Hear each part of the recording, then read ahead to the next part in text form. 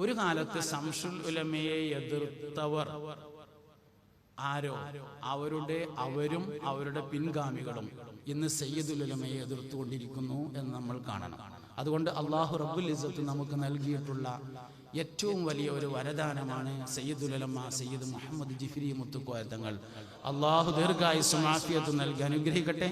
അവിടുത്തെ പിന്നിൽ അടിയുറച്ചു നിൽക്കാൻ അല്ലാഹു നമ്മളെ എല്ലാവരെയും അനുഗ്രഹിക്കട്ടെ. അവരുടെ കൈകൊണ്ട് അല്ലാഹു സമസ്ത കേരള ജംഇയ്യത്തുൽ ഉലമക്ക് ശക്തി നൽകട്ടെ.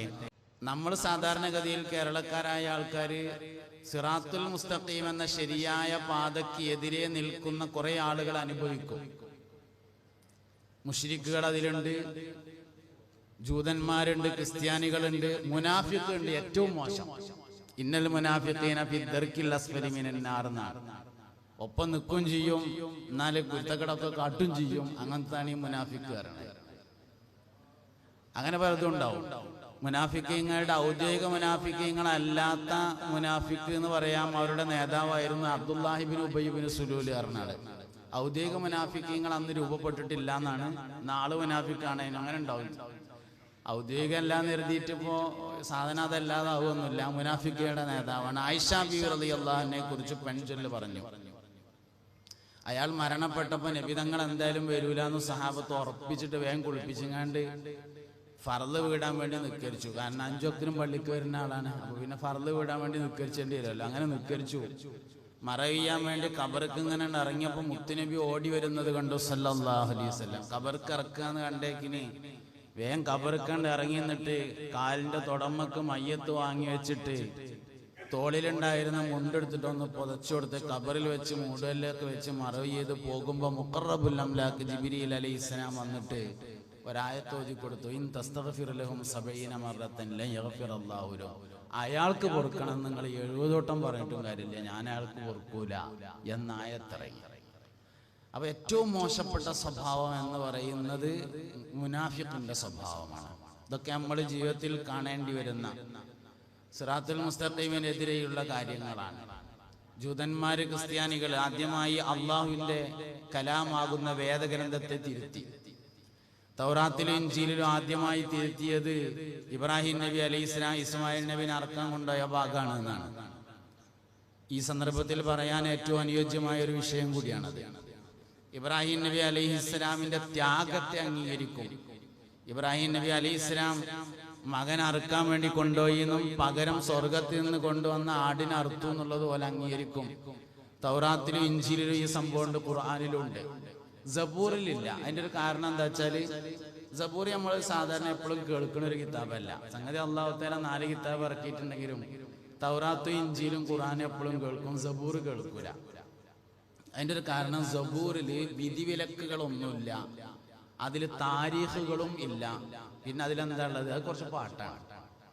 ദാവൂദ് നബി അലൈഹി ഇസ്ലാമിന് ശബ്ദം മോചിതത്തായി നൽകിയ പ്രവാചകനായിരുന്നു. അല്ലാഹു സുബ്ഹാനഹു വ തആല സയ്യിദുനാ ദാവൂദ് അലൈഹി ഇസ്ലാമിന് കൊടുത്ത ഏറ്റവും പ്രധാനപ്പെട്ട മോചിതത്ത് ആകർഷണീയമായ ശബ്ദമാണ്.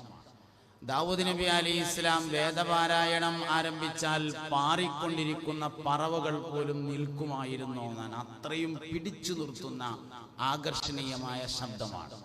സ്വർഗാവകാശികൾക്ക് പാട്ട് കേൾക്കണമെന്ന് ആഗ്രഹമുണ്ടാകുമ്പോ അല്ലാഹു റബ്ബുൽ ഇസ്സത്ത് ദാവൂദ് നബി അലൈഹി ഇസ്ലാമിനെ വിളിക്കുമെന്നും മലക്കുകളോട് പ്രകാശത്തിന്റെ ഒരു സ്റ്റേജ്, ഒരു മിമ്പർ കൊണ്ടുവരാൻ വേണ്ടി പറയുമെന്നും ദാവൂദ് നബി അലൈഹി ഇസ്ലാമിനെ അതിന്റെ മുകളിൽ കയറ്റി നിർത്തുമെന്നും പരിശുദ്ധ ഖുർആൻ പാരായണം ചെയ്യാൻ പറയുമെന്നും അപ്പോൾ അർ-റഹ്മാൻ സൂറത്ത് മനോഹരമായി ഓതുമെന്നും അത് കേട്ടുകൊണ്ട് സ്വർഗമാകമാനം ഇങ്ങനെ ഇളകി മറിയുമെന്നും അഷ്റഫുൽ ഖൽഖ് ഹബീബുനാ റസൂലുള്ളാഹി സ്വല്ലല്ലാഹു അലൈഹി വസല്ലം പറഞ്ഞിട്ടുണ്ട്. ശബ്ദമോചിതത്തായി നൽകപ്പെട്ട പ്രവാചകനായിരുന്നു മഹാനായ സയ്യിദുനാ ദാവൂദ് അലൈഹിസ്സലാം. ദാവൂദ് നബി അലൈഹിസ്സലാമിന് ഇറക്കപ്പെട്ട വേദഗ്രന്ഥം പദ്യരൂപത്തിലുള്ളതാണ്. അതിൽ സ്തോത്രങ്ങൾ മാത്രമാണ്, അള്ളാഹുവിനെ മദ്ഹ് ചെയ്യുന്ന വചനങ്ങൾ മാത്രമേ ഉള്ളൂ. അത് ശരിക്കും നമ്മൾ കേൾക്കലുണ്ട്. ക്രിസ്ത്യാനികളും ജൂതന്മാരും ഒക്കെ രാവിലെയും വൈകുന്നേരം പാടുന്ന പാട്ടാണത്. അത് ബൈബിളിന്റെ അവസാന ഭാഗത്ത് പ്രസിദ്ധീകരിച്ചിട്ടുണ്ട്, ശ്രദ്ധയിൽപ്പെടാതെ പോകുന്നതാണ്. അതുകൊണ്ടാണ് ഇത് ചർച്ചയില്ലാതായതിന്റെ കാരണം അതിൽ താരീഖും ഇല്ല, നിയമങ്ങളും ഇല്ല എന്നുള്ളതാണ്. താരീഖും നിയമങ്ങളും പറഞ്ഞിട്ടുള്ളത് 3 ഗ്രന്ഥങ്ങളിലാണ്. ഒന്ന് തൗറാത്തിലും, ഒന്ന് ഇൻജീലിലും, ഒന്ന് ഖുർആൻ ശരീഫിലുമാണ്. തൗറാത്തിലും ഇബ്രാഹിം നബി അലൈഹി ഇസ്ലാം മകൻ അറക്കാൻ കൊണ്ടുപോയത് പറഞ്ഞിട്ടുണ്ട്. ഇഞ്ചീലിലും ഇബ്രാഹിം നബി അലൈഹി ഇസ്ലാം മകൻ അറക്കാൻ കൊണ്ടുപോയത് പറഞ്ഞിട്ടുണ്ട്. പക്ഷെ ഒരു വ്യത്യാസം എന്താ വെച്ചാല് അറക്കാൻ വേണ്ടി കൊണ്ടുപോയ മകൻ ഇസ്മായിൽ അലൈഹി ഇസ്ലാമാണ്. എല്ലാ ഗ്രന്ഥങ്ങളിലും അങ്ങനെ തന്നെയാണ് ഉണ്ടായിരുന്നത്. അവിടെയാണ് ജൂതന്മാര് തിരുത്തിയത്. തിരുത്താനൊരു കാരണമുണ്ട്. ഇസ്മായിൽ അലൈഹി ഇസ്ലാം എന്ന് പറയുന്നത് ഹാജറ ബീവി റളിയല്ലാഹു അൻഹയുടെ മകനാണ്. ഹാജറ ബീവിയിലാണ് ഇബ്രാഹിം നബി അലൈഹി ഇസ്ലാമിന് ആദ്യം കുട്ടി ഉണ്ടായത്. അത് രണ്ടാം ഭാര്യയാണ്. ആദ്യത്തെ ഭാര്യ സാറാ ബീവിയിലാണ്. ആദ്യം കുട്ടി ഉണ്ടാകുന്നത് രണ്ടാം ഭാര്യയിലാണ്. രണ്ടാം ഭാര്യയിൽ ഇസ്മായിൽ എന്ന കുട്ടി ഉണ്ടായിട്ട് 13 വർഷങ്ങൾക്ക് ശേഷമാണ് സാറാ ബീവിയിൽ ഇസ്ഹാഖ് എന്ന കുട്ടി ഉണ്ടാകുന്നത്. സാറാ ബീവിയുടെ സന്താന പരമ്പരയാണ് ജൂതന്മാർ എന്ന് പറയുന്നത്. സാറാ ബീവിയും ഹാജറ ബീവിയും തമ്മിൽ പ്രശ്നമൊന്നുമില്ല. സാറാ ബീവിയുടെ മകനായ ഇസ്ഹാഖ് നബിയും ഹാജറ ബീവിയുടെ മകനായ ഇസ്മായിൽ നബിയും തമ്മിൽ പ്രശ്നമൊന്നുമില്ല. പേരക്കുട്ടികൾ തമ്മിൽ നല്ല പ്രശ്നമുണ്ട്. അതാണ് സംഗതി. മദീനക്കാർ എന്ന് പറയുന്നത് ജൂതന്മാർ മുസ്ലിമായതാണ്. മക്കക്കാർ എന്ന് പറയുന്നത് മുശ്രിക്കുകൾ മുസ്ലിമായതാണ്. മക്കക്കാര് ഇസ്മായിലിന്റെ അഥവാ ഹാജറാബിയുടെ സന്താന പരമ്പരയും, മദീനക്കാർ എന്നത് സാറാബിയുടെ സന്താന പരമ്പര, അതായത് ഇസ്ഹാഖ് നബിയുടെ മക്കളുമാണ്. ജാഹിലിയ കാലഘട്ടത്തിൽ തന്നെ മദീനക്കാര് മക്കത്ത് വരൽ പതിവുണ്ട്. കഅബന്റെ അടുത്തൊക്കെ വരും, തവാഫൊക്കെ ചെയ്യും. സഫാ മർവന്റെ ഇടയ്ക്ക് പോകില്ല. കാരണം അത് ഹാജറ ബീവിയുമായി ബന്ധപ്പെട്ടതാണ്. അത് ഉൾക്കൊള്ളാൻ അവർക്ക് കഴിയില്ല എന്നുള്ളതാണ്. അതുകൊണ്ട് വേദത്തെ അവർ ആദ്യമായി തിരുത്തിയത് ഈ സംഭവമാണ്. കാര്യമായിട്ടൊന്നും ചെയ്തിട്ടില്ല. ഇബ്രാഹിം നബി അലൈഹി ഇസ്ലാം അറക്കാൻ കൊണ്ടുപോയതൊക്കെ അതേമാതിരിണ്ട്. പേര് മാത്രം വൈറ്റ്നർ കൊണ്ടൊന്ന് വായിച്ചിട്ട് അതിന്റെ മേലെ ഇസ്മായിൽ എന്നുള്ളടത്ത് ഇസ്ഹാഖിന് എഴുതി കൊടുത്തു. അതാണ് ചെയ്തത്. അപ്പൊ ഒരു പ്രശ്നം ഉണ്ടായി. എന്താ പ്രശ്നം? ഈ സംഭവം മക്കയിലാണ് നടന്നതെന്ന് വരാൻ പാടില്ല. കാരണം ഇസ്ഹാഖ് നബി മക്കത്തേക്ക് തീരെ വന്നിട്ടില്ല. അപ്പൊ പിന്നെ അതും കൂടി ഒന്ന് വെട്ടേണ്ടി വന്നു. അതിനാൽ സ്ഥലത്തിന്റെ പേര് വെട്ടിയിട്ട് മക്ക എന്നുള്ളത് ഫലസ്തീൻ ആക്കി. അങ്ങനെയുള്ള തിരുത്താണ് ആദ്യമായി ചെയ്തത്. അവർ വേദങ്ങൾ തിരുത്തി രംഗത്ത് വന്ന ആളുകളാണ് ജൂതന്മാരും ക്രിസ്ത്യാനികളും. ആദം നബി അലൈഹി ഇസ്ലാം മുതൽ ഇങ്ങനെ തുടർന്നു പോരുന്ന ലാ ഇലാഹ ഇല്ലല്ലാഹ് എന്ന് പറയുന്ന പരിശുദ്ധമായ ആശയത്തെ ജൂതന്മാരും ക്രിസ്ത്യാനികളും ആദ്യമായിട്ട് കേടുവരുത്തി. അവിടുന്ന് ഇങ്ങനെ പോരാണ്. ഈ പരിശുദ്ധമായ വിശ്വാസം ഇങ്ങനെ മുന്നോട്ട് പോന്നുകൊണ്ടിരിക്കുന്നു. എല്ലാ കാലഘട്ടത്തിലും അമ്പിയാക്കളെ കളവാക്കുന്ന ആളുകൾ വന്നു. മുസ്തഫ നബി സല്ലല്ലാഹു അലൈഹി വസല്ലം തങ്ങളുടെ കാലഘട്ടത്തിലും നബി തങ്ങളെ കളവാക്കുന്നവർ വന്നു. അബൂജഹലിന് ശരിക്കും എന്താ കുഴപ്പമെന്ന് ഞാൻ കുറെ ആലോചിച്ചു നോക്കി. അബൂജഹലിന് അള്ളാഹുവിൽ വിശ്വാസം ഉണ്ടല്ലോ. അള്ളാഹുവിൽ വിശ്വാസം ഉണ്ടെന്ന് മാത്രമല്ല, മോയിൻകുട്ടി വൈദ്യരുടെ ബദർ പടപ്പാട്ടില് അബൂജഹലിന്റെ ദുആ സമ്മേളനത്തെ കുറിച്ച് പറയുന്ന ഒരു പാടുണ്ട്. അതായത് പിന്നെ ബദർ യുദ്ധത്തിന് പോകാൻ വേണ്ടി ഒരുങ്ങിങ്ങനെ എല്ലാ ഒരുക്കങ്ങളുമായി 1000 പടയാളികൾ. അവർക്ക് ഏകദേശം 3 മാസം കഴിക്കാനുള്ള ഭക്ഷണ സാധനങ്ങൾ, 3 മാസം കുടിക്കാനുള്ള കള്ള്, അതുപോലെ പാട്ട് പാടാനുള്ള സ്ത്രീകൾ, ആനന്ദത്തിനുള്ള വസ്തുക്കൾ, ഖൈനാത്ത് മാസിഫ്, വാദ്യോപകരണങ്ങൾ എല്ലാം റെഡിയായിട്ട് നിൽക്കുന്ന സമയത്ത് നബിതങ്ങളുടെ അമ്മായി ആയിരുന്ന ആതിഖ ബീവി ഒരു സ്വപ്നം കാണുകയാണ്. മക്കത്തെ പ്രധാനികളെല്ലാവരും മരണപ്പെട്ടതാണ് സ്വപ്നം. സ്വപ്നം കണ്ട് ഇങ്ങനെ ഉണർന്നു നോക്കുമ്പോ ആതിഖ ബീവിന്റെ ഒരു പ്രത്യേകത, ആതിഖ ബീവിന്റെ മാതിരത്തെ ചില പെണ്ണുങ്ങളെ നമ്മളൊക്കെ നാട്ടിലുണ്ടാവും. സ്ത്രീകൾക്ക് നേതൃത്വം കൊടുക്കുന്ന സ്ത്രീയാണ് ആതിഖ ബീവി. അപ്പൊ നമ്മളൊക്കെ നാട്ടിൽ ആലോചിച്ച് നോക്കിയാല് പെണ്ണുങ്ങൾ മരിച്ചാലും മയ്യത്ത് ഒളിപ്പിക്കുക, അങ്ങനെ അതേമാതിരി മയ്യത്ത് കൊണ്ടുപോയതിനു ശേഷം ബാക്കിയുള്ള പെണ്ണുങ്ങളെ കൂട്ടിയാണ്ട് ഒരു യാസീനോയി ദ്വാരക്കുക, അങ്ങനെയൊക്കെ ചെയ്യുന്ന ചില പെണ്ണുങ്ങൾ ഉണ്ടാവും. ആ തരത്തിലുള്ള ഒരു പെണ്ണാണ് നബി തങ്ങളുടെ അമ്മായി ആയിരുന്ന ആതിഖ ബീവി. ആതിഖ ബീവി കണ്ട സ്വപ്നം സാധാരണഗതിയിൽ അതേപോലെ പുലരാറുണ്ട്. സ്വപ്നം കണ്ട് കഴിഞ്ഞ് ഉണർന്നതിന് ശേഷം ഇങ്ങനെ ആലോചിച്ച് നോക്കുമ്പോ ആതിഖ ബീവിയുടെ സഹോദരൻ അബൂജഹലിന്റെ പട്ടാളത്തിലുണ്ട്, 1000 പടയാളികളിലുണ്ട്. സഹോദരന്റെ അടുത്ത് മെല്ലെ ചെന്നിട്ട് പറഞ്ഞു, ഇക്കാക്ക ഞാൻ ഇങ്ങനെ ഒരു സ്വപ്നം കണ്ടിട്ടുണ്ട്, അതുകൊണ്ട് ഇക്കാക്ക പോകണ്ട, എനിക്കറിയാലോ ഞാൻ കണ്ടാല് കണ്ടമാതിരി ഉണ്ടാവുന്നു, എല്ലാവർക്കും അറിയാം ആതിഖ കണ്ടമാതിരി ഉണ്ടാവുന്നു. മൂപ്പരപ്പ തന്നെ പറഞ്ഞു എന്നാ ഞാൻ പോകണം ചെയ്യാറുണ്ട്. അങ്ങനെ 999 ഇങ്ങനെ പോകുമ്പോ മൂപ്പരിങ്ങനെ ആലോചിച്ചു. മൂപ്പര ബിസിനസ് പാർട്ട്ണറായ ആള് ഇതിന് യുദ്ധത്തിന് പോണയിലുണ്ട്, 1000 പടയാളികളിലുണ്ട്. അയാളോട് മാത്രം ഒന്ന് വിവരം പറയാൻ തീരുമാനിച്ചിട്ട് ചെന്നിട്ട് പറഞ്ഞു, ആരോടും പറയരുത്, എന്റെ പെങ്ങളെ ആതിഖ ഇങ്ങനെ ഒരു കിനാവ് കണ്ടിട്ടുണ്ട്, ഓള് കണ്ടമാതിരി ഉണ്ടാവും, ഇജ്ജ് ഏതായാലും പോണ്ടാറുണ്ട്. മൂപ്പര് പറഞ്ഞു എന്നാ ഞാൻ പോണില്ല പറഞ്ഞു. അങ്ങനെ ഒന്നുകൂടി ചുരുങ്ങി. അയാളിങ്ങനെ പെരേക്ക് പോകുമ്പോൾ ഇങ്ങനെ ആലോചിച്ച് നോക്കുമ്പോൾ മൂപ്പരെ വാപ്പ പോണയിലുണ്ട്. അപ്പോൾ വാപ്പാടൊന്ന് ചെന്നുകാണ്ട് വിവരം പറഞ്ഞു. അങ്ങനെ പറഞ്ഞ് അവസാനം അബൂജാലിനോടും ചെന്നിട്ട് ആരോ പറഞ്ഞു ആരോടും പറയേണ്ട സംഗതി ഇങ്ങനെയൊക്കെയാണ് പറഞ്ഞു. അതിൽ മൂപ്പരങ്ങോട്ട് ബേജാറായിട്ടാണ് ദുആ സമ്മേളനം കിട്ടിയത്. അങ്ങനെ കഅബന്റെ അടുത്തേക്ക് പോകാനുള്ള 1000 പടയാളികളും കൊണ്ടുപോകാനുള്ള വസ്തുക്കളും എല്ലാം കൂടി കൂട്ടി വന്നിട്ട് കഅബന്റെ കില്ല പിടിച്ചിട്ടൊരു ദുആണ്. ഇറയോനെ ഹാദൽ ബൈത്തുടെ നയനെ ഹഖോട് ബാത്തിലെ രണ്ടിതിൻ ഇടയൈ പീരിത്തിടണം ഇന്ദദിനം തനിലെ നമതിരുപാകം നിക്കുവരിൽ ഒരു പേർകൾ ഹക്കുടയോർ അവർ ആരുനക്കറിയാം അവർകളെ ഇനതിൽ പീരിത്ത് ഖലാസിയത്താക്കിട് നീ പരനെ രണ്ടാലൊരു ദീനിനെ പോരിശയാക്കി നീ ദായിമിൽ കാത്തുകൊൾ ഫത്താഹേ താമസം ചെയ്തിടാതുത്തിരം നൽകിടു നീ. അബൂജാലിന്റെ ദുആണ് ഞാനീ പറഞ്ഞത്. ഫത്താഹ എന്ന അസ്മാഉൽ ഹുസ്നയ്ക്ക് ഉള്ള ദുആണ് എന്നർത്ഥം. അപ്പൊ ശരിക്കും അബൂജാലിന് എന്താ കുഴപ്പം? അബൂജാലിന് അല്ലാഹുവിൽ വിശ്വാസമില്ലാത്തതല്ല പ്രശ്നം, മുഹമ്മദ് നബിയോട് സല്ലല്ലാഹു അലൈഹി വസല്ലമയോട് താല്പര്യമില്ലാത്തതാണ് പ്രശ്നം. അതുകൊണ്ട് അസ്ലുണ്ട്, അസ്ലിന്റെ അസ്ലുണ്ട്, അസ്ലിന് ഫറഉണ്ട്, ഫറഉണ്ട്, ഫറഇന്റെ അസ്ലുണ്ട്, ഫറഇന്റെ ഫറഉണ്ട്. ഇതെല്ലാം ചേർന്ന് വരുന്നതാണ് സിറാത്തുൽ മുസ്തഖീം എന്ന് പറയുന്ന സംഗതി. അതുകൊണ്ട് ഈ വിഷയങ്ങളിലൊക്കെ വളരെ വലിയ ജാഗ്രത പാലിക്കേണ്ടതുണ്ട്. എല്ലാ കാലഘട്ടത്തിലും അതാതു കാലഘട്ടത്തിലെ നബിമാർ കളവാക്കപ്പെട്ടു. മുഹമ്മദ് നബി സല്ലല്ലാഹു അലൈഹി വസല്ലമ അൽ അമീനാണെന്ന് വിശ്വസിച്ചുകൊണ്ട് മാത്രം ഒരാൾ മുസ്ലിം ആവില്ല. മുഹമ്മദ് നബി സല്ലല്ലാഹു അലൈഹി വസല്ലമ നീതിമാനാണെന്ന് വിശ്വസിച്ചുകൊണ്ട് മുസ്ലിം ആവില്ല. മുഹമ്മദ് നബി ലോകത്തെ ഏറ്റവും സൗന്ദര്യമുള്ള ആളാണെന്ന് വിശ്വസിച്ചുകൊണ്ട് മുസ്ലിം ആവില്ല. മുഹമ്മദ് നബി അള്ളാഹുവിന്റെ റസൂലാണെന്ന് തന്നെ വിശ്വസിക്കണം. അതിന്റെ താഴേക്കൊന്നും വിശ്വസിച്ചിട്ട് കാര്യമില്ല. ഈമാനിന് എപ്പോഴും കുഴപ്പം പറ്റുക ഫറഅ് കേടരലാണ്. അതായത് മുഹമ്മദ് നബിയിൽ താല്പര്യം കുറയലാണ് ആദ്യം സംഭവിക്കുക. കാമിലായ ഈമാന്റെ ഉദാഹരണം സയ്യിദുന അബൂബക്കർ സിദ്ദീഖ് റളിയല്ലാഹു അൻഹു ആണ്. സയ്യിദുന അബൂബക്കർ സിദ്ദീഖ് റളിയല്ലാഹു അൻഹുവിന്റെ പ്രത്യേകത മുഹമ്മദ് നബിയുടെ പ്രത്യേകതയെ മനസ്സിലാക്കി എന്നതാണ്. യുക്തിവാദം, നിരീശ്വരവാദം, ലിബറലിസം, സർവമത സത്യവാദം എല്ലാം പരിശോധിച്ച് നോക്കി മുഹമ്മദ് നബിയോടുള്ള താല്പര്യക്കുറവാണ് ഉണ്ടാകുക സല്ലല്ലാഹു അലൈഹി വസല്ലം. മുഹറം മാസമായാലും നമ്മളൊക്കെ നാട്ടിലെ മദ്രസയിലെ ഉസ്താദുമാര് കുട്ടികൾക്ക് നബിദിന പരിപാടികൾ പഠിപ്പിക്കും.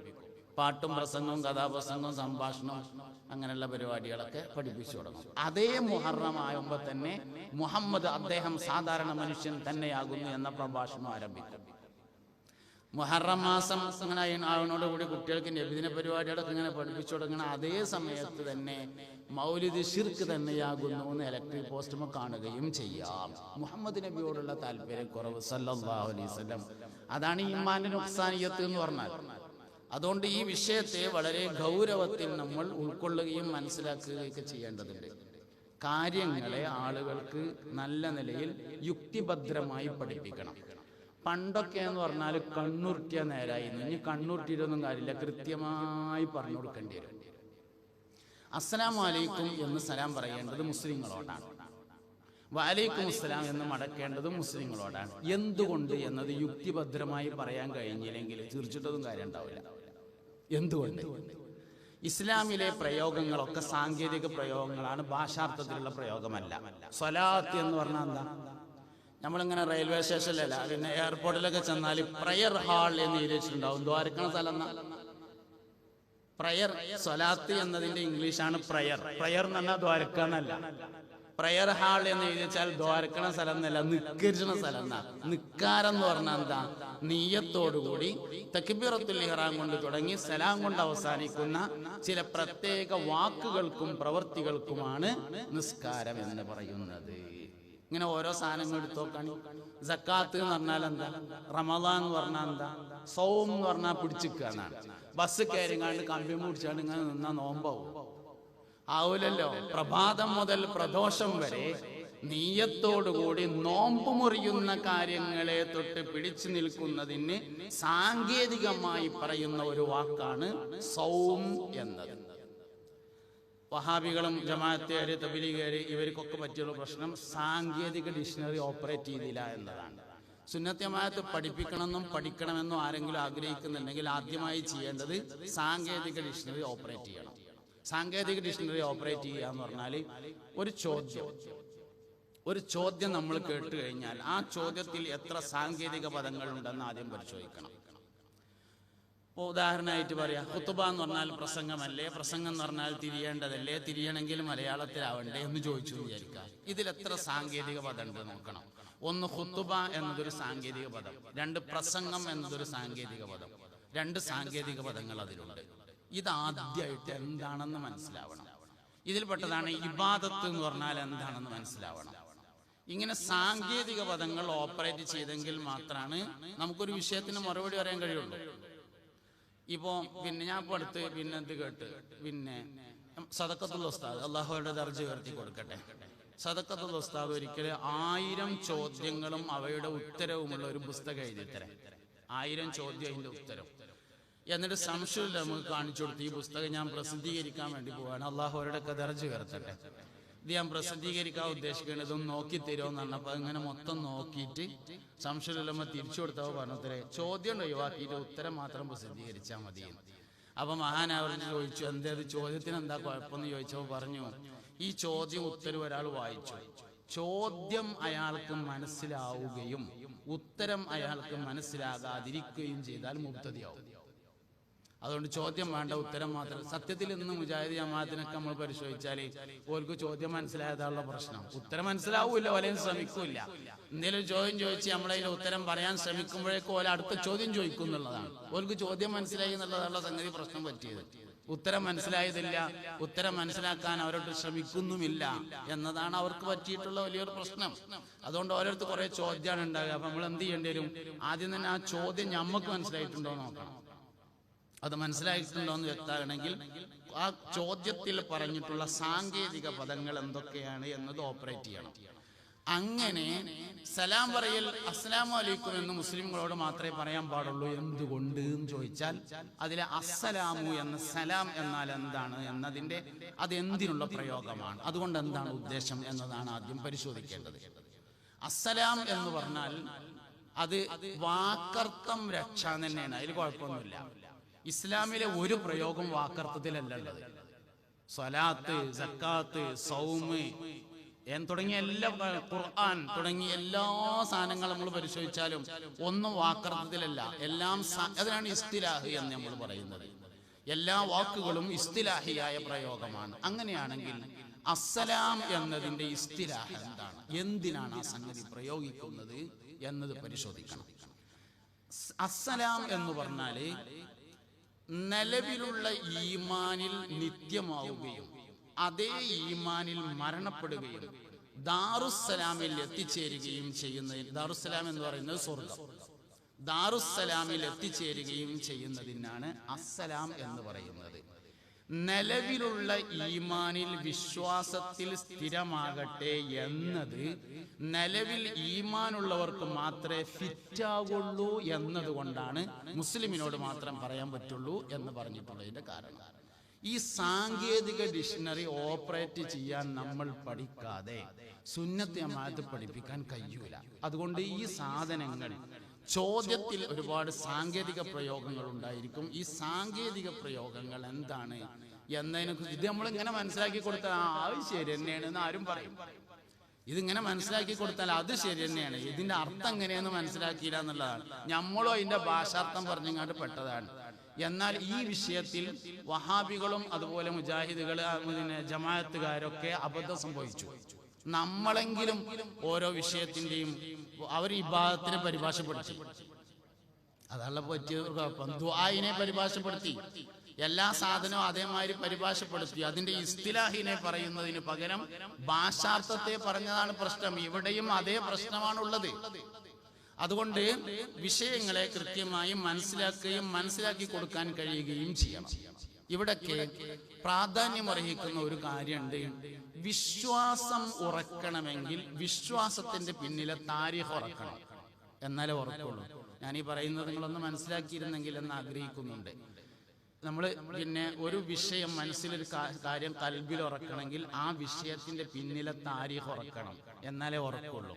വഅദ് എന്ന് പറഞ്ഞാൽ തന്നെ ചരിത്രം പറഞ്ഞുകൊണ്ട് ഉത്ബോധനം നടത്തുന്നതിനാണ് വഅദ് എന്ന് പറയാം. വഅദിന്റെ നിർവചനത്തിൽ അങ്ങനെ പറഞ്ഞിട്ടുണ്ട്, മുൻകഴിഞ്ഞ സ്വാലിഹീങ്ങൾ മഹത്തുക്കൾ എന്നിവരുടെ താരീഖ് പറഞ്ഞുകൊണ്ട് ആളുകൾക്ക് ഉത്ബോധനം നടത്തുന്നതിനാണ് വഅദ് എന്ന് പറയുന്നത്.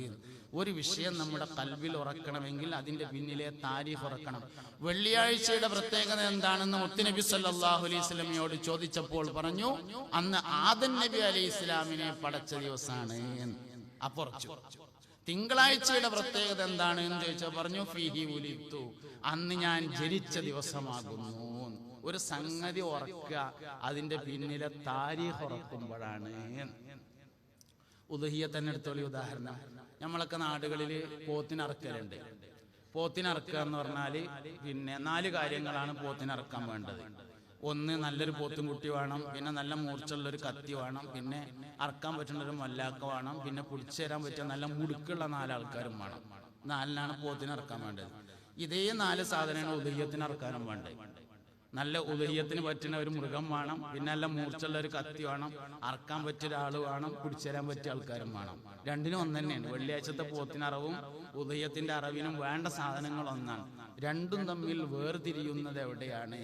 ഇബ്രാഹിം അലൈഹിസ്സലാം ഇസ്മായിൽ അലൈഹിസ്സലാമിനെ അറുക്കാൻ വേണ്ടി കൊണ്ടുപോയ താരീഖ് ഉറക്കുന്നിടത്താണ് രണ്ടും തമ്മിൽ വേർതിരിയുന്നത്. ഈ താരീഖുകൾ കൽബിൽ ഉറപ്പിക്കാൻ നമുക്ക് കഴിയാന്നുള്ളതാണ്. സത്യത്തിൽ താരീഖ് നമുക്ക് മാത്രമേ ഉള്ളൂ, വേറെ ആർക്കും ഉണ്ടാവില്ലല്ലോ. നമ്മൾ സമസ്ത കേരള ജമിയത്തുൽ ഉലമ പറയുമ്പോൾ എന്ത് പറയും? വരക്കൽ മുല്ലക്കോയ തങ്ങൾ വാപ്പാന്റെ അവിടെ നിന്ന് പറയും, ജമാഅത്തേര് പുതിയ തീരുമാനം അവരുടെ സ്ഥാപന ചരിത്രം ഇനി പറയരുത് എന്നാണ്. നിങ്ങൾ കേട്ടിട്ടുണ്ടാവുമല്ലോ, ഇനി പറയരുത് എന്നാണ്. കാരണം അത് പ്രശ്നമാണ് എന്നുള്ളതാണ്. വഹാബികള് റഷീദ് റിളയുടെയോ മുഹമ്മദ് അബ്ദയുടെയോ ഒന്നും താരീഖ് പറയില്ല, കാരണം അത് പറഞ്ഞാൽ പ്രശ്നമാവും എന്നുള്ളതാണ്. നമുക്ക് അങ്ങനെയല്ല, നമുക്ക് നമ്മളെ ആൾക്കാർ താരീഖ് പറയാൻ കഴിയും എന്നുള്ളത് തന്നെയാണ് നമ്മളൊരു പ്രത്യേകത.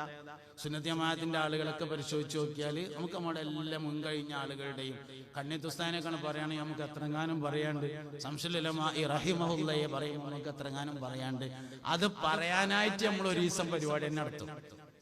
ശംസുൽ ഉലമയുടെ മനാഖിബ് പറയാനായിട്ട് ശംസുൽ ഉലമാ അനുസ്മരണം എന്ന് പറഞ്ഞിട്ട് ഒരു ദിവസത്തെ പരിപാടി നടത്തിയിട്ട് കുറെ ആൾക്കാർ വന്ന് എല്ലാവരും പറഞ്ഞാലും തീരായിട്ട് അവസാനം നമ്മൾ സോവനിയറാക്കിയിട്ട് ഇറക്കുകയും ചെയ്യും.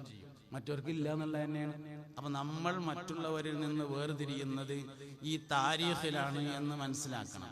അങ്ങനെ ആ താരീഖിനെ നമുക്ക് അടുത്ത തലമുറയിലേക്ക് പകർന്നു കൊടുക്കാൻ വേണ്ടി സാധ്യമാവുകയും വേണം. ശരിയായ റൂട്ടിനെതിരെ സംസാരിച്ചുകൊണ്ടിരിക്കുന്ന ജൂതന്മാര്, ക്രിസ്ത്യാനികള്, യുക്തിവാദികൾ, നിരീശ്വരവാദികൾ, ലിബറലിസ്റ്റുകൾ എല്ലാവരും ഒരു അസ്ലിൽ ഒരുമിക്കുന്നത് കാണും. മുഹമ്മദ് നബിയോടുള്ള താല്പര്യക്കുറവ് സല്ലല്ലാഹു അലൈഹി വസല്ലം. എല്ലാവരും ഹക്കിനെതിരെ സംസാരിക്കുന്ന എല്ലാവരും ഒരു അസ്ലിൽ ഒരുമിക്കും. അത് മുഹമ്മദ് നബി സല്ലല്ലാഹു അലൈഹി വസല്ലമയോടുള്ള താല്പര്യക്കുറവിലാണ്. ഉമർ ഉസ്താദിന്റെ പ്രസംഗത്തിൽ പറഞ്ഞു, ഈമാൻ കൂടുകയും ഈമാൻ ചുരുങ്ങുകയും ഈമാൻ പുതിയതാവുകയും ഈമാൻ പഴയതാവുകയും ഒക്കെ ചെയ്യും. അൽ കഹ്ഫിൽ പറഞ്ഞിട്ടുണ്ടല്ലോ, അൽ കഹ്ഫുകാരെ വിട്ട് പറഞ്ഞുകൊടുത്ത് വസിദ്നാഹും ഹുദ, അവർക്ക് ഞാൻ ഹുദയെ വർദ്ധിപ്പിച്ചു. കൂടുന്ന ഏത് സാധനവും ചുരുങ്ങും. നമ്മളൊക്കെ നാട്ടിൽ ആരെങ്കിലും മരിച്ചാല് വെള്ളിയാഴ്ച ജുമേന്റെ ശേഷം ഇമാമ് ദിക്ർ ചൊല്ലണേന്റെ മുന്നേ പറയും, ജദ്ദിദു ഈമാനക്കും വനവ്വിറു ഖുലൂബക്കും.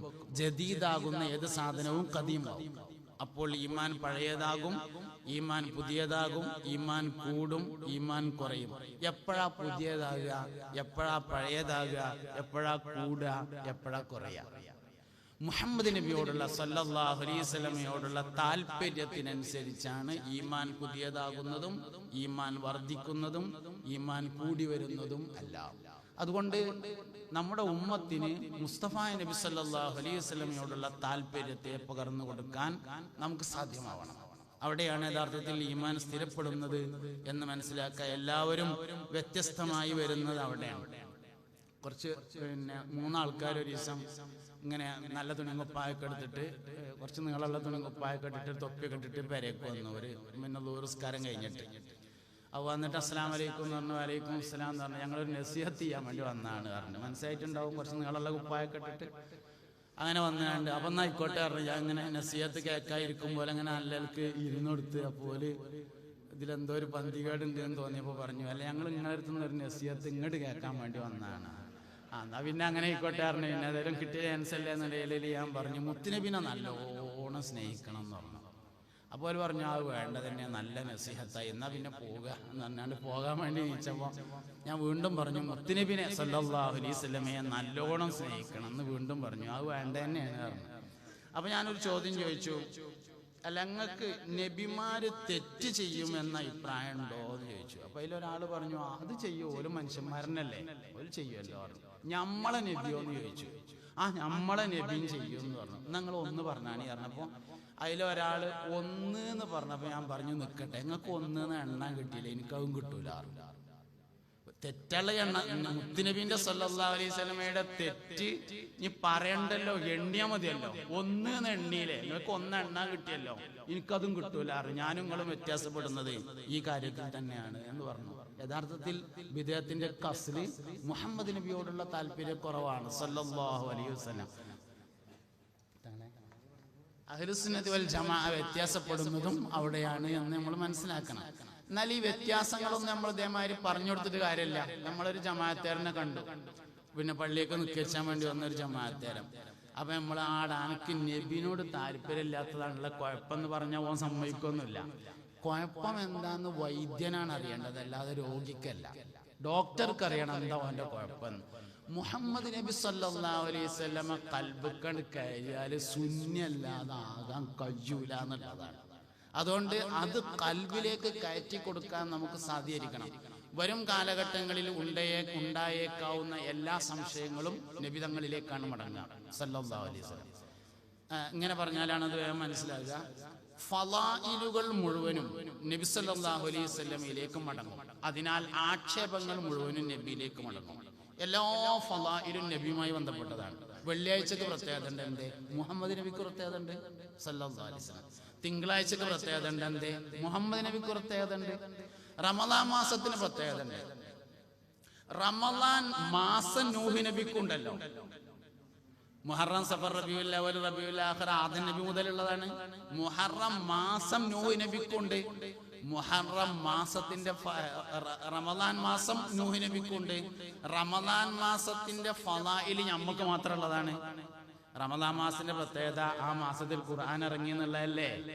ഖുർആൻ മുഹമ്മദ് നബിക്ക് ഇറങ്ങിയതാണല്ലോ സല്ലല്ലാഹു അലൈഹി വസല്ലം. ഫളായിലുകൾ മുഴുവനും മുഹമ്മദ് നബിയിലേക്കാണ് മടങ്ങുക സല്ലല്ലാഹു അലൈഹി വസല്ലം. ലോകത്ത് എന്തെല്ലാം ലൈലത്തുൽ ഖദ്ർ ഏറ്റവും പ്രധാനപ്പെട്ടതാണ്. എന്താ കാരണം? മുഹമ്മദ് നബിക്ക് ഫളലുണ്ട് എന്നുള്ളതാണ്. ലൈലത്തുൽ ഖദ്ർ മറ്റാർക്കും ഇല്ല. ലൈലത്തുൽ ഖദ്റിന്റെ പ്രത്യേകത ലൈലത്തുൽ ഖദ്ർ ഇന്നാ അൻസൽനാഹു ഫീ ലൈലത്തുൽ ഖദ്റാണ്. ഖുർആൻ ഇറങ്ങി എന്നതാണ്. ഖുർആൻ മുഹമ്മദ് നബി സല്ലല്ലാഹു അലൈഹി വസല്ലമക്ക് ഇറങ്ങിയതാണ്. അതിനാൽ എല്ലാ ഫളായിലുകളും നബി സല്ലല്ലാഹു അലൈഹി വസല്ലമയിലേക്ക് മടങ്ങും. നിങ്ങൾ അല്ലാഹുവിനോട് സ്വർഗം ചോദിക്കുമ്പോൾ ജന്നാത്തുൽ ഫിർദൗസ് ചോദിക്കണേ മുഹമ്മദ് നബി സല്ലല്ലാഹു അലൈഹി വസല്ലം. സ്വർഗത്തിന് 100 ദറജ ഉണ്ട് എന്നാണ് നമ്മൾ പഠിച്ചത്. അതിലെ ഏറ്റവും മഹത്തായ 1-ാം ദറജ അല്ലെങ്കിൽ 100-ാം ദറജ, അത് എവിടുന്ന് എണ്ണണിച്ചാൽ അതിനനുസരിച്ചാണ്. 100-ാം ദറജയാണ് അല്ലെങ്കിൽ 1-ാം ദറജയാണ് ജന്നാത്തുൽ ഫിർദൗസ് എന്ന് പറയുന്നത്. 1-ാം ദറജയിലും 2-ാം ദറജയിലും 3-ാം ദറജയിലും ഇല്ലാത്ത എന്താണ് ഫിർദൗസിലുള്ളത്? 1-ാം ദറജയിലും 1,00,000 ഖാദിമീങ്ങളാണ്. 1-ാം ദറജയിലും 40 വീട് ചേർന്ന ഒറ്റ വീടാണ്. 1-ാം ദറജയിലും ധരിക്കാനുള്ള ആഭരണം 40 വീടിന്റെ നടുവിലുള്ള മരത്തുമൊക്കെ അയച്ചിരിക്കുകയാണ്. എല്ലാം അങ്ങനെ തന്നെയാണ്. 1-ാം ദറജയിലും ഓമ്പഴം തിന്നണമെന്ന് ആലോചിക്കുമ്പോഴേക്ക് തോലൊഴിച്ചിട്ട് തൊള്ളേക്ക് വരികയാണ്. 100-ാം ദറജയിലും അതങ്ങനെ തന്നെയാണ്. പിന്നെ എന്താണ് 1-ാം ദറജയും 100-ാം ദറജയും തമ്മിൽ വ്യത്യാസം? ജന്നാത്തുൽ ഫിർദൗസിന്റെ പ്രത്യേകത ഫളല് അവിടെ മുഹമ്മദ് നബി ഉണ്ട് എന്നതാണ് സല്ലല്ലാഹു അലൈഹി വസല്ലം. എല്ലാ ഫളായിലുകളും മുത്തുനബി സല്ലല്ലാഹു അലൈഹി വസല്ലമയിലേക്ക് മടങ്ങുന്നതാണ്. ദുനിയാവിലെ ഏറ്റവും ഖൈറായ ഉമ്മത്തി നമ്മളാണ്. എന്താ കാരണം? ഹല്ലുക്കും ഫി ദുനിയാ ഇയ്യായ, ദുനിയാവിൽ അല്ലാഹു നിങ്ങൾക്ക് ചെയ്തു തന്ന ഏറ്റവും വലിയ ഭാഗ്യം ഞാൻ തന്നെയാകുന്നു എന്ന് അഷ്റഫുൽ വറാ ഹബീബുനാ റസൂലുള്ളാഹി സല്ലല്ലാഹു അലൈഹി വസല്ലം തങ്ങൾ പറഞ്ഞിട്ടുണ്ട്. ഇതിന് നേരെ ഓപ്പോസിറ്റ്, ഈ പറഞ്ഞതിന് നേരെ ഓപ്പോസിറ്റാണ് ആക്ഷേപങ്ങളായ ആക്ഷേപങ്ങളൊക്കെ മുഹമ്മദ് നബിയിലേക്ക് മടക്കും സല്ലല്ലാഹു അലൈഹി വസല്ലം. ഇതാണ് നമ്മൾ വളരെ ഗൗരവത്തോടുകൂടി കാണേണ്ടതും ശ്രദ്ധയോടുകൂടി ഇരിക്കേണ്ടതുമായ കാര്യം. ഖുർആനിനെ ആക്ഷേപിക്കുന്ന ഒരാൾ ഖുർആനിനെ മോശമാക്കലല്ല ഉദ്ദേശിക്കുന്നത്, മുഹമ്മദ് നബിയെ മോശമാക്കലാണ്. സിറാത്ത് പാലത്തെ വിമർശിക്കുന്ന ഒരാള് സിറാത്ത് പാലത്തെ മോശമാക്കലല്ല ഉദ്ദേശിക്കുന്നത്, മുഹമ്മദ് നബിയെ മോശമാക്കാനാണ് ഉദ്ദേശിക്കുന്നത്. ഇനി വരുന്ന കാലഘട്ടത്തിൽ മുസ്ലിം ഉമ്മത്ത് നേരിടേണ്ടി വരുന്ന ഏറ്റവും വലിയ വെല്ലുവിളിയാണത്. അതുകൊണ്ട് മുത്തുനബി സല്ലല്ലാഹു അലൈഹി വസല്ലമയെ നന്നായി പഠിക്കണം. വേണമെങ്കിൽ നമുക്ക് ഉദാഹരണങ്ങൾ പരിശോധിക്കാൻ പറ്റും. ഏറ്റവും അടുത്തായിട്ട് വന്നിട്ടുള്ള ചില വിവാദങ്ങൾ. ഒരിക്കൽ ഒരാള് നബി തങ്ങൾക്ക് സല്ലല്ലാഹു അലൈഹി വസല്ലമ തങ്ങൾക്ക് അല്പം കള്ള് കൊണ്ടുപോയി കൊടുത്തു. അപ്പൊ നബി തങ്ങൾ ആ കള്ള് കിട്ടിയേക്കെന്ന് ചോദിച്ചു, എടാ ഇത് കൊണ്ടുവരുന്നത് ആരും കണ്ടിട്ടില്ലല്ലോ എന്ന് ചോദിച്ചു. അപ്പൊ അയാൾ പറഞ്ഞു, ഇല്ല നബിയെ, ഞാനത് ഇല കൊണ്ട് മറച്ചു പിടിച്ചാണ് കൊണ്ടുവന്നത് എന്ന് പറഞ്ഞു. അങ്ങോട്ട് കാട്ടിക്കാന്ന് പറഞ്ഞങ്ങാണ്ട് വാങ്ങിങ്ങാണ്ട് കുടിച്ചു എന്നാണ് ഏറ്റവും പുതിയ വിവാദമാണ്.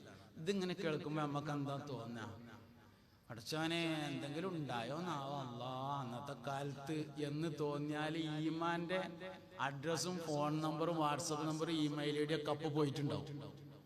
മറുപടി പിന്നെ ആരോടെങ്കിലും ചോദിച്ചുണ്ടാക്കി കൊടുന്നിട്ട് വേണം. അപ്പോഴേക്ക് ഈമാൻ പോയി. ലവലേശം മുഹമ്മദ് നബിയിൽ സംശയം തോന്നിയാൽ സല്ലല്ലാഹു അലൈഹി വസല്ലം ഈമാൻ ആ സെക്കൻഡിൽ പോയിരിക്കും. മറുപടി പിന്നെ വരുള്ളൂ. മറുപടി കിട്ടാതെ തന്നെ ഇന്റെ നബിന്റെ ഇരുന്ന അങ്ങനെ ഒരു കാര്യം ഉണ്ടാവൂല എന്ന് പറയുന്ന കൽബ് പുതിയ തലമുറക്ക് കൊടുക്കാൻ നമുക്ക് കഴിയണമെന്ന്. ഞമ്മക്കുണ്ടാവണമെന്നല്ല, നമുക്കുണ്ടാവും. പുതിയ തലമുറക്ക് അങ്ങനെ ഒരു കൽബിനെ കൊടുക്കാൻ നമുക്ക് കഴിയണം.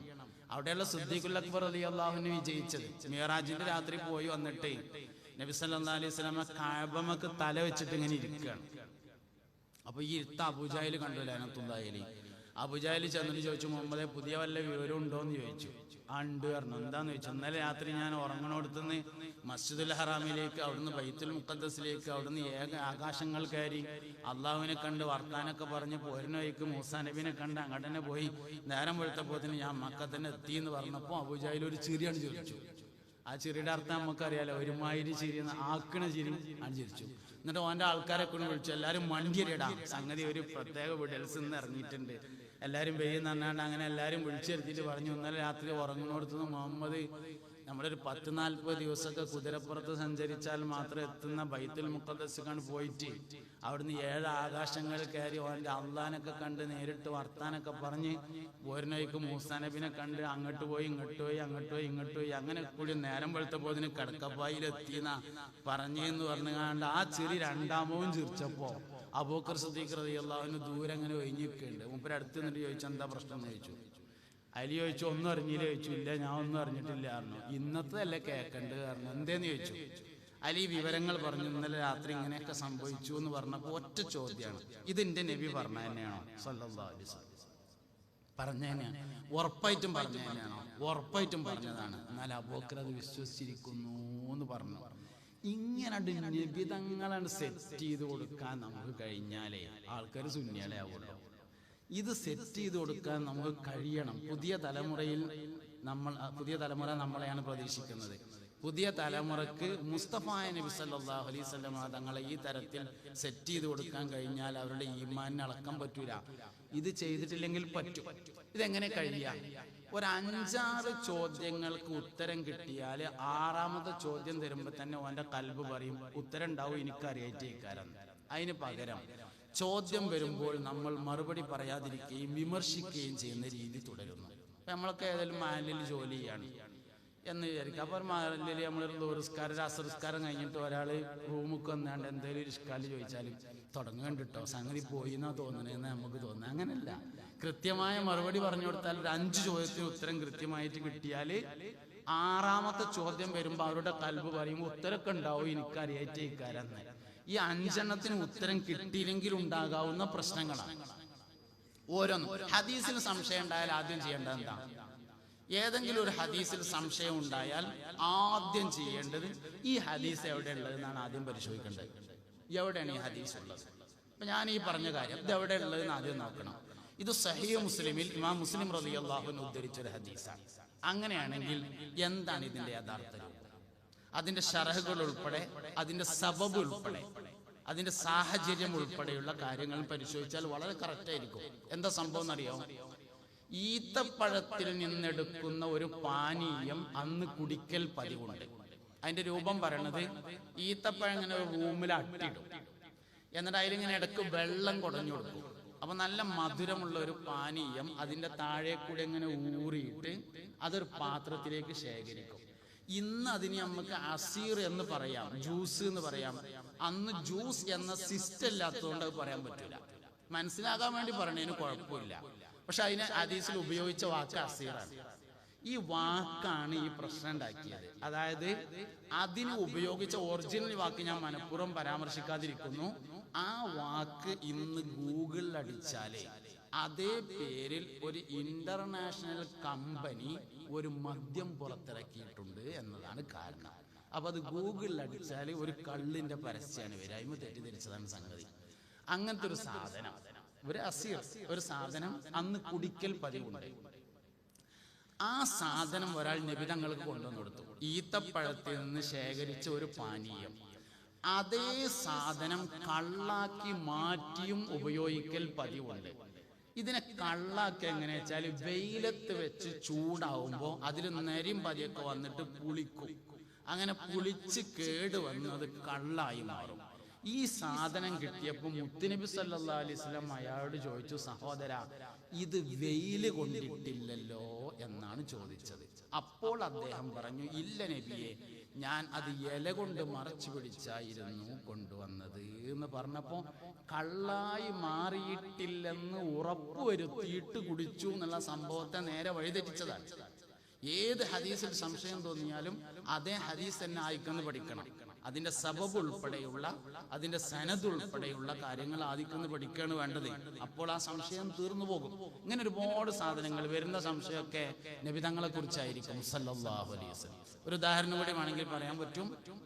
ഫേസ്ബുക്കിലൊക്കെ ഈ അടുത്ത് കാണാൻ തുടങ്ങിയിട്ടുള്ള ഒരു സംഭവമാണ്. ഒരിക്കൽ നബി സല്ലല്ലാഹു അലൈഹി വസല്ലമയും സഹാബത്തിൽ നിന്ന് പ്രധാനികളും കൂടി ഒരു ഈത്തപ്പനത്തോട്ടത്തിൽ ചെന്നു.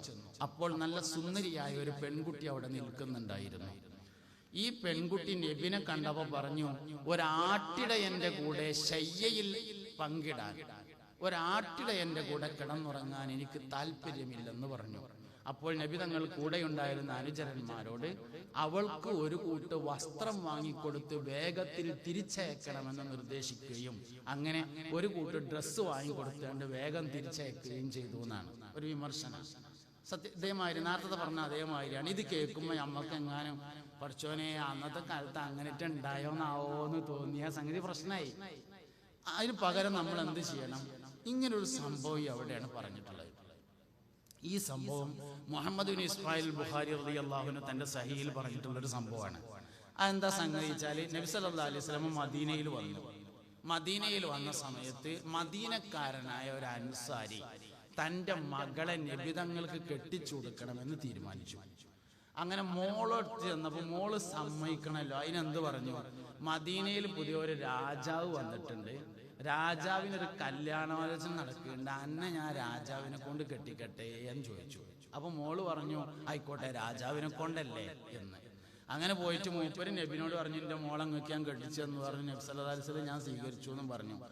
ഇതിന്റെ ചടങ്ങ് നടക്കുകയാണ് ഒരു ഈത്തപ്പനത്തോട്ടത്തിൽ. അതായത് ഈത്തപ്പനത്തോട്ടം എന്ന് പറഞ്ഞാൽ അന്നത്തെ ഓഡിറ്റോറിയാണ്. അന്ന് കല്യാണം നടക്കുന്ന സ്ഥലമാണ് എവിടെ? ഈത്തപ്പനത്തോട്ടത്തിലാണ് അന്നത്തെ എല്ലാ കല്യാണവും നടക്കുക. അപ്പൊ അന്നത്തെ ഓഡിറ്റോറിയാണ് ഈത്തപ്പനത്തോട്ടം. അവിടെ അങ്ങനെ കല്യാണം നടക്കുകയാണ്. നബിന്റെ കൂടെ സഹാബത്തുണ്ട് റളിയല്ലാഹു അൻഹു, പെണ്ണിന്റെ കൂടെ പെണ്ണിന്റെ വാപ്പയും അമ്മയും കുടുംബക്കാരൊക്കെ ഉണ്ട്. അങ്ങനെ രണ്ടു കൂട്ടരും വന്നിട്ടുള്ള കല്യാണമാണ്. ഈ കല്യാണം നടക്കുന്ന സദസ്സിൽ വെച്ച് ആദ്യമായിട്ട് ഈ പെണ്ണ് നബി തങ്ങളെ കാണാണ് സല്ലല്ലാഹു അലൈഹി വസല്ലം. അപ്പോൾ വാപ്പ പറഞ്ഞിരുന്നത് രാജാവിനെ കൊണ്ട് കെട്ടിക്കാന്നാണല്ലോ. ഇത് രാജാവൊന്നല്ലല്ലോ, ഒരാടിനെ നോക്കുന്ന ആളാണല്ലോ എന്ന് പെണ്ണിന് തോന്നി. ഈ വിവരം അറിഞ്ഞ നബി സല്ലല്ലാഹു അലൈഹി വസല്ലം ഇരിക്കാനുള്ള വസ്ത്രം വാങ്ങിക്കൊടുത്തിട്ട് തിരിച്ചയച്ചു എന്നതാണ് താരീഖ്. അപ്പൊ എന്താ സംഭവിച്ചാല്, ഇങ്ങനെ നബി സല്ലല്ലാഹു അലൈഹി വസല്ലമയെ തെറ്റിദ്ധരിപ്പിക്കലാണ് ഇനിയുള്ള കാലത്ത് നമ്മൾ ഭീഷണിയോടുകൂടെ കാണേണ്ട പ്രധാനപ്പെട്ട ഒരു കാര്യം എന്ന് പറയുന്നത്. അപ്പൊ ഇത്തരം കാര്യങ്ങളിലൊക്കെ ശ്രദ്ധിച്ചാല് നിരീശ്വരവാദം, യുക്തിവാദം, ലിബറലിസം തുടങ്ങിയ എല്ലാ കാര്യങ്ങളെയും പ്രതിരോധിക്കാൻ നമുക്ക് സാധ്യമാവും. അഹ്ലുസുന്നത്തി വൽ ജമാഅത്തിൽ ആളുകളെ അടിയുറപ്പിച്ച് നിർത്താൻ സാധിക്കും. നമ്മൾ മറ്റുള്ളവരിൽ നിന്ന് വേർതിരിയുന്നത് മുൻഗാമികളായ നമ്മുടെ ആളുകളുടെ താരീഖാണെന്ന് ഞാൻ പറഞ്ഞു. അത് നല്ലോണം പറഞ്ഞു കൊടുക്കാൻ നമുക്ക് കഴിയണം. നമ്മളെ സമസ്തയുടെ പിന്നെ സുന്നി യുവജന സംഘത്തിൻ്റെ സംസ്ഥാന വർക്കിംഗ് സെക്രട്ടറിയും മലപ്പുറം ജില്ലാ ജനറൽ സെക്രട്ടറിയും ഒക്കെ ആയിരുന്ന പി മുഹമ്മദ് ഫൈസി ഒരിക്കൽ ബഹുമാനപ്പെട്ട ഹൈദർലി ഷിഹാബ് തങ്ങൾ പാപ്പാനെ കുറിച്ച് പറഞ്ഞ ഒരു അനുഭവം ഞാൻ നേരിട്ട് കേട്ടിട്ടുണ്ട്. പിന്നെ ഈ സുന്നി മഹല്ല് ഫെഡറേഷൻ പഴയ കാലത്ത് ഇർഷാദുൽ യാഫി എന്ന അബ്ദുല്ലാഹിൽ യാഫി റളിയല്ലാഹു അൻഹുവിന്റെ കിതാബിന് ഒരു ശറഹ് പ്രസിദ്ധീകരിച്ചിരുന്നു. ഒരു പിന്നെ സുന്നി മഹല്ല് ഫെഡറേഷന്റെ സാമ്പത്തിക ഇതിന് വേണ്ടിയിട്ടാണ്, കലക്ഷന് വേണ്ടിയിട്ട് പ്രസിദ്ധീകരിച്ചതാണ്. അങ്ങനെ ആ ശറഹ് പ്രസിദ്ധീകരിച്ച് അതിൻ്റെ വിതരണമൊക്കെ കഴിഞ്ഞ് അതിൻ്റെ കണക്കും ബാക്കി പൈസയും ഓഡിറ്റ് ചെയ്ത റിപ്പോർട്ടും കൂടി പി മുഹമ്മദ് ഫൈസി ഒരു ബാഗിൽ, ഇങ്ങനെ പഴയ നമ്മുടെ സ്ഥാപനത്തൊക്കെ ഇത്ര പോകുന്ന ബാഗ് ഉണ്ടാവും, ഒരു ചെറിയ ബാഗ്. ഇപ്പം അതാരും അങ്ങനെ കൊണ്ടുനടക്കല്ല, ഇപ്പോൾ പുറത്തുനിന്ന് ബാഗായിട്ട് എല്ലാവരും നടക്കുക. കുഴപ്പമൊന്നുമില്ല, എന്തായാലും പഴയ സ്ഥാപനത്ത് അങ്ങനെ ഒരു ബാഗ് ഉണ്ടാവും. അങ്ങനെ പിയുടെ അടുത്ത് ചെറിയൊരു ബാഗ് ഉണ്ട്, അതിൽ ഇതിൻ്റെ കണക്കും ഉണ്ട്, ഓഡിറ്റ് ചെയ്ത റിപ്പോർട്ടും ഉണ്ട്, ബാക്കി പൈസയുണ്ട്.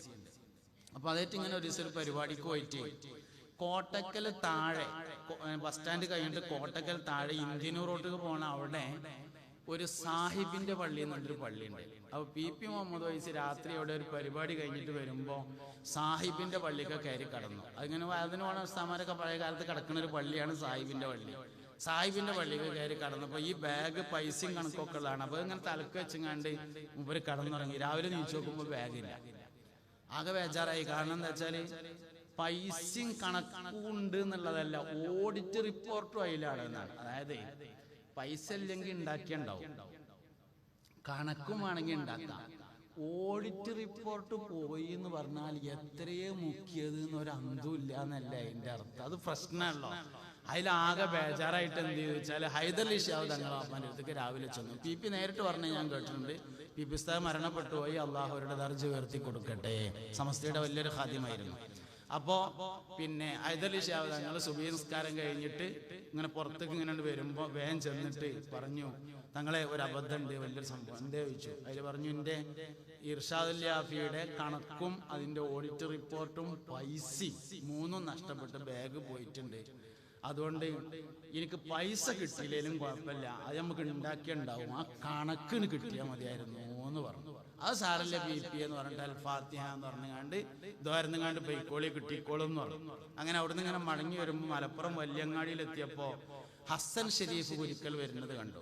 പഴയകാലത്ത് കാറുള്ള അപൂർവം ആളുകളിൽ ഒരാളാണ് ഹസൻ ഷെരീഫ് ഒരിക്കൽ. അംബാസഡർ കാറ് പഴയകാലത്ത് അപൂർവം ആൾക്കാർക്ക് ഉണ്ടാകുക.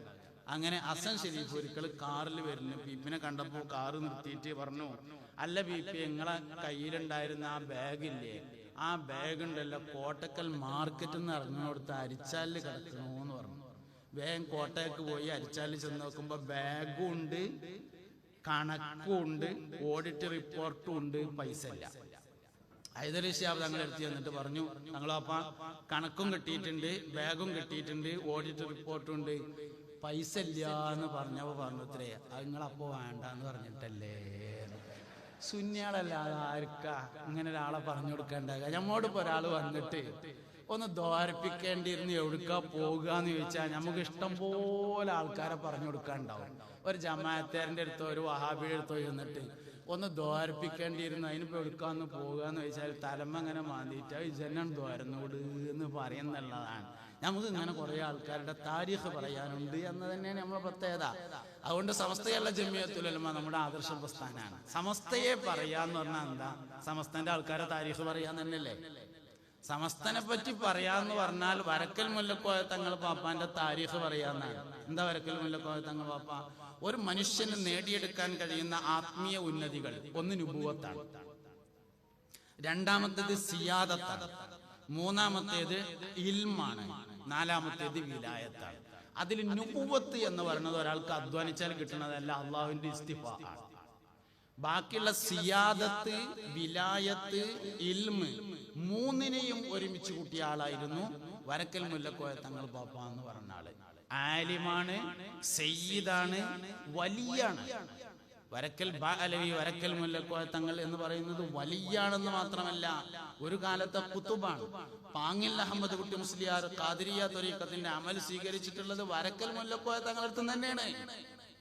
ഖാദിരിയ ത്വരീഖത്തിന്റെ അമൽ കൊടുക്കുന്ന വലിയൊരു ഷെയ്ഖാണ്, കുത്തുബാണ് മഹാനായ വരക്കൽ മുല്ലക്കോയ തങ്ങൾ എന്ന് പറഞ്ഞത്. ഇങ്ങനെ നമ്മൾ ഓരോ ആൾക്കാരെയും പഠിച്ചു നോക്കിയാൽ എന്തുകൊണ്ട് സമസ്ത എന്നതിന്റെ ഉത്തരം കിട്ടും. ഒരു ലാ ഇലാഹ ഇല്ലല്ലാഹ് മരിക്കുമ്പോൾ ചെല്ലാൻ വേണ്ടിയിട്ട് 5 വക്തും ദ്വാരക്കുന്ന ആൾക്കാരായ നമ്മള് 1000 ലാ ഇലാഹ ഇല്ലല്ലാഹ് ചൊല്ലിങ്ങാണ്ട് മരിച്ച ആളായിരുന്നു സമസ്ത കേരള ജമിയത്തുൽ ഉലമയുടെ അധ്യക്ഷനായിരുന്ന മഹാനായ ആനക്കര കോയക്കുട്ടി മുസ്ലിയാർ. അള്ളാഹു അവരുടെ ദർജ ഉയർത്തി കൊടുക്കട്ടെ. അതുകൊണ്ട് സമസ്തയുടെ ഫളാഇൽ എന്ന് പറഞ്ഞാൽ സമസ്തയുടെ ആളുകളുടെ ഫളാഇലാണ്. ഏതും അങ്ങനെ തന്നെയാണ്. ഒരു സ്ഥാപനത്തെ കുറിച്ച് നമ്മൾ പറയുമ്പോൾ ആ സ്ഥാപനത്തിന്റെ ആളുകളുടെ ഫളീലത്താണ് പറയാം. ഒരു മനുഷ്യനെ കുറിച്ച് പറയുമ്പോൾ അങ്ങനെ തന്നെയാണ്. ഏതൊരു മനുഷ്യന്റെയും ആദ്യത്തെ പ്രത്യേകത അവന്റെ വാപ്പാന്റെ പ്രത്യേകത ഇക്കാര്യം. രണ്ടാമത്തെ പ്രത്യേകത വല്ലിപ്പാന്റെ പ്രത്യേകതയാണ്. നബി തങ്ങളുടെ 20 വാപ്പാരെ പേര് പഠിക്കൽ നിർബന്ധമായതിന്റെ കാരണം എന്താ? ആ 20 മനുഷ്യന്മാര് ഒരു കാലത്തും മുശ്രിക്കുകളായിട്ടില്ല. ആ 20 ആൾക്കാർ ഒരു കാലത്തും വ്യഭിചരിച്ചിട്ടില്ല, ഒരു കാലത്തും മദ്യപിച്ചിട്ടില്ല. ഏതൊരു മനുഷ്യന്റെയും നബി സല്ലല്ലാഹു അലൈഹി വസല്ലം തങ്ങൾ പറഞ്ഞിട്ടുണ്ടല്ലോ, അനഫി മില്ലത്തി അബി ഇബ്രാഹിം, ഞാൻ എൻ്റെ വാപ്പയായ ഇബ്രാഹിം നബി അലൈഹിസ്സലാമിന്റെ മാർഗത്തിലാകുന്നു എന്ന്. അപ്പൊ അതുകൊണ്ട് ഏതൊരു മനുഷ്യന്റെയും ഏതൊരു സ്ഥാപനത്തിന്റെയും ഒരു സംഘടനയുടെയും ഫളാഇൽ തീരുമാനിക്കുന്നത് അതിന്റെ ആളുകളുടെ ഫളാഇൽ അനുസരിച്ചാകുന്നു. മഹാനായ ശംസുൽ ഉലമാ റഹിമഹുല്ലാഹ് നമുക്ക് നേതൃത്വം നൽകി ഒരു കാലഘട്ടത്തിന്റെ കുത്തുബായി കഴിഞ്ഞുപോയ മുജദ്ദിദാണ്. ശംസുൽ ഉലമാ എന്ന് നമ്മൾ പറയുമ്പോൾ ഒരു ചെറിയ അർത്ഥത്തിൽ അത് കണ്ടാൽ പോരാ. ശംസുൽ ഉലമാ ഒരു കാലഘട്ടത്തിന്റെ മുജദ്ദിദാണ്. ഈ മഹത്തായ ഈ കപ്പൽ ആടി ഉലഞ്ഞ ഒരു സമയത്ത് അതിന് നങ്കൂരമിട്ട് പിടിച്ചു നിർത്തിയ വലിയൊരു മുജദ്ദിദായ മനുഷ്യൻ. എല്ലാ വിഷയങ്ങളിലും തനതായ കാഴ്ചപ്പാടോടുകൂടി അത് മറ്റുള്ളവർക്ക് പകർന്നു കൊടുക്കുന്നതിലും മറ്റുള്ളവരെ നേരായ വഴിയിൽ നടത്തുന്നതിലും ഒക്കെ അവർ വലിയ ത്യാഗങ്ങൾ ചെയ്തിട്ടുണ്ട്. ഒരു കാലത്ത് ശംസുൽ ഉലമയെ എതിർത്തവർ ആരോ അവരും അവരുടെ പിൻഗാമികളും ഇന്ന് സയ്യിദുൽ ഉലമയെ എതിർത്തുകൊണ്ടിരിക്കുന്നു എന്ന് നമ്മൾ കാണണം. അതുകൊണ്ട് അല്ലാഹു റബ്ബുൽ ഇസ്സത്ത് നമുക്ക് നൽകിയിട്ടുള്ള ഏറ്റവും വലിയ ഒരു വരദാനമാണ് സയ്യിദുൽ ഉലമ സയ്യിദ് മുഹമ്മദ് ജിഫ്രി മുത്തുക്കോയ തങ്ങൾ. അള്ളാഹു ദീർഘായുസ്സും ആഫിയത്തും നൽകി അനുഗ്രഹിക്കട്ടെ. അവിടുത്തെ പിന്നിൽ അടിയുറച്ചു നിൽക്കാൻ അള്ളാഹു നമ്മളെ എല്ലാവരെയും അനുഗ്രഹിക്കട്ടെ. അവരുടെ കൈകൊണ്ട് അള്ളാഹു സമസ്ത കേരള ജമിയത്തുൽ ഉലമക്ക് ശക്തി നൽകട്ടെ. 100ാം വാർഷികം ആഘോഷിക്കാൻ വേണ്ടി ഒരുങ്ങുകയാണ്. സജീവമായി എല്ലാവരും രംഗത്തുണ്ടാവണം എന്ന് പ്രത്യേകമായി എല്ലാവരോടും വസിയത്ത് ചെയ്തുകൊണ്ട് ഞാൻ എൻ്റെ വാക്കുകൾക്ക് വിരാമം വിടുന്നു. വആഖിറു ദഅവതി അൽഹംദുലില്ലാഹി റബ്ബിൽ ആലമീൻ. അസ്സലാമു അലൈക്കും വറഹ്മത്തുള്ളാഹി വബറകാതുഹു.